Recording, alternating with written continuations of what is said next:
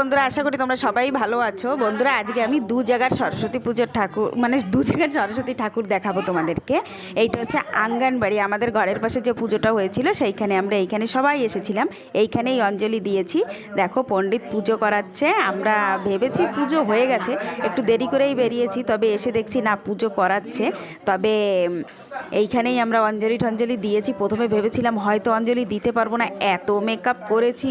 তবে আমি একটু কমই করেছি বন্ধুরা, আমার মেয়েকে খুব প্রচণ্ড মেকআপ করাতে হয়েছে, তো একটু সাজুগুজু বেশি করেছে, তাই একটু দেরি হয়ে গেছিলো।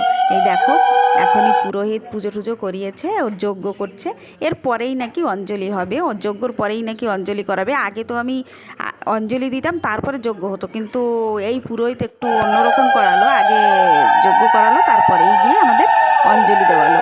তো ঠিক আছে, চলবে, অঞ্জলি দেওয়া দিয়েই মতলব। এই দেখো এইটা হচ্ছে অন্য স্কুলের ঠাকুর।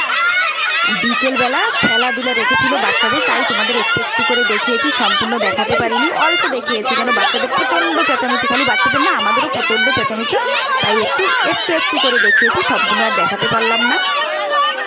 চেঁচামেচির জন্য আর বেশি কিছু ভয়েস দিতে পারলাম না। বন্ধুরা, যে যেখানে থাকো ভালো থাকো, ভালো লাগলে সাবস্ক্রাইব করো, লাইক করো, কমেন্ট করো, শেয়ার করো।